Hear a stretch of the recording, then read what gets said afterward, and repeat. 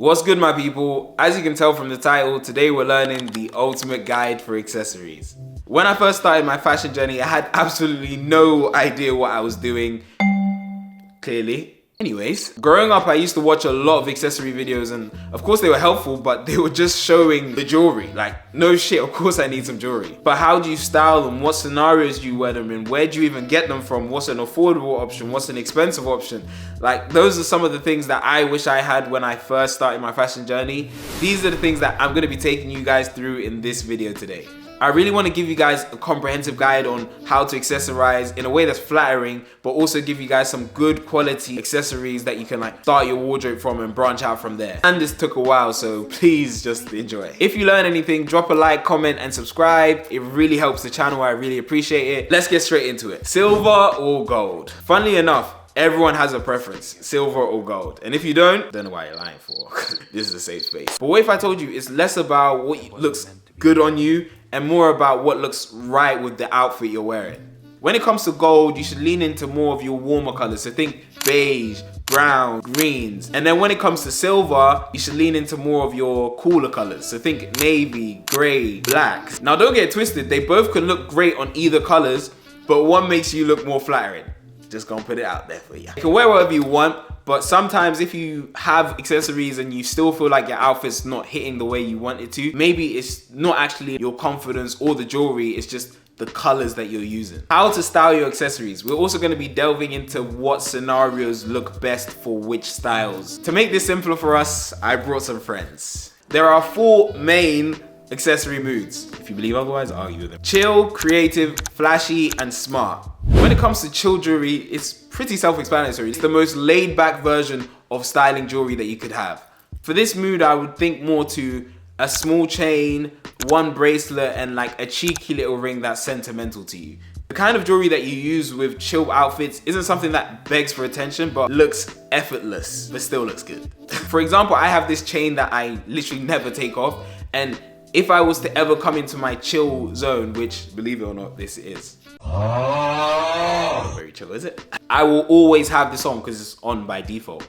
And to me, that makes it more effortless because I don't have to try to put it on. Now for creative jewelry, this is where we add a little spice. You start to play around with your jewelry a bit more, matching your jewelry to your outfit's mood. This is where matching your jewelry with the colors, as we were explaining, is a lot more important because it can go wrong if you try to be creative and not match your colors.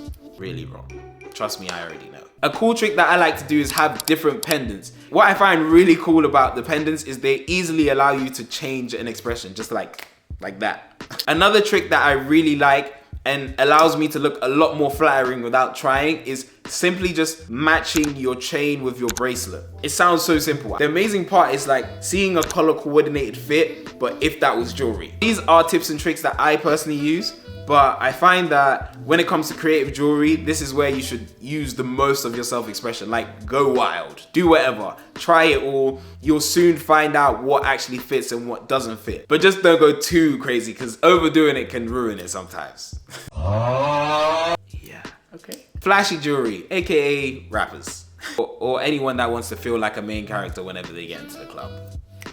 This is for you. This is the type of jewelry that you step outside and immediately they're not even looking at your face, they're not even looking at your fit, they're just looking at your jewelry. Now the trick to ensure this happens is to keep your outfit so simple that the only thing they can really look at is the jewelry. A clean tee, nice pants, trying not to use anything that uses too many details, and a statement jewelry that is as flashy as you can get. Hold on, I know the budget might not be budgeted, but anything that just looks decently cool. You can even find like really cool jewelry in the thrift shop. And now you look like a rapper.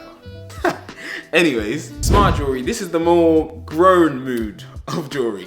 The key point around smart jewelry is you opt more for quality than quantity. Realistically, a watch, a bracelet, and max 1 ring, and you're good. Very clean, very subtle. Yes, very subtle. Don't get twisted, you don't have to wear a watch or bracelet that makes you look like a full businessman. Like, nobody's gonna have an AP, that is outrageous. But something that just makes you look as if you read your emails. Yes, you can actually play with it a little, pause, Jesus Christ, and wear chains with a suit. It would just be more ideal for like a casual setting where you're going to like a a tuxedo event or like a casual drinks, but you want to go a bit smarter. Just don't overthink it and keep the jewelry to a minimal if you're gonna do that. All right, where to buy jewelry? The part you guys actually wanted. So I'm about to tell you guys exactly where to get good jewelry without your fingers turning green. Yeah, we've all been there though. To make this a lot easier for us, I'm gonna break it down into 3 categories: rings, chains and bracelets, and watches. Now for rings, I would highly suggest thrift stores if you're patient, because boy, you're gonna have to be going to that thrift store a lot. But I will say, when it pays off, because you'll get a really nice ring for less than $1, which is crazy. Now, if you don't want to go through all of that hassle, but you still want affordable options, then I would suggest Shein or AliExpress. However, do not buy anything unless it states it is stainless steel, because your finger's gonna be green if it's not. Very green. We're talking Hulk green. Now, if you want quality rings, I would suggest Crafted London and Swarovski. Crafted London has some really cool designs on them, which I really do love, and they're relatively decent price. And Swarovski have really cool designs that allow you to have statement pieces in the form of rings. Just to clarify, I would never suggest you guys wear anything that I haven't tried out myself. So all of these brands have been tried and tested by myself. So let me know if you guys actually get them or if you like them in the comments down below. I would love to hear it. Don't worry, I wouldn't do you guys like that. Now for chains and bracelets. I put these two together to make life a lot easier, because typically if they sell chains, they're also going to sell bracelets. The most affordable option that I would suggest is 100% En Route Jewellery. They have a beautiful collection of jewelry, and it's actually one of my most complimented pieces that I have in my entire collection.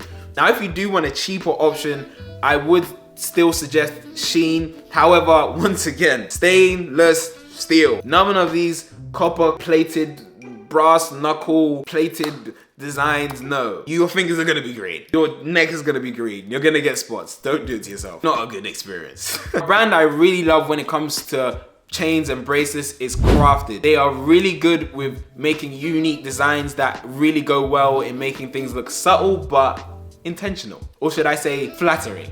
The key part is they have really timeless looks that will look good no matter what era you're in. Now, if you want flashy jewelry, I would highly suggest GLD. The prices are interesting, very interesting. However, I will say they're very sturdy. One of the few brands where my chains haven't broken on me, except for buckles becoming a bit loose after wear and tear, which is normal. But I will say it's very loud, very loud. And if that's your vibe, it's the best brand for you. Now, out of all of these brands that I'm suggesting, they're each gonna have their own different vibe to them. I would suggest just choosing which one suits you and going based off that. A cool tip is, if you like any of the brands I'm suggesting, go onto their Instagram, press the suggested button, and then just flick through. You'll see a bunch of brands that are just like them. That's exactly what I do. And if that helps, let me know in the comments. Where to get the best watches. Starting from affordable, we have Casio. Casio is one of the most timeless watch brands that I've come across.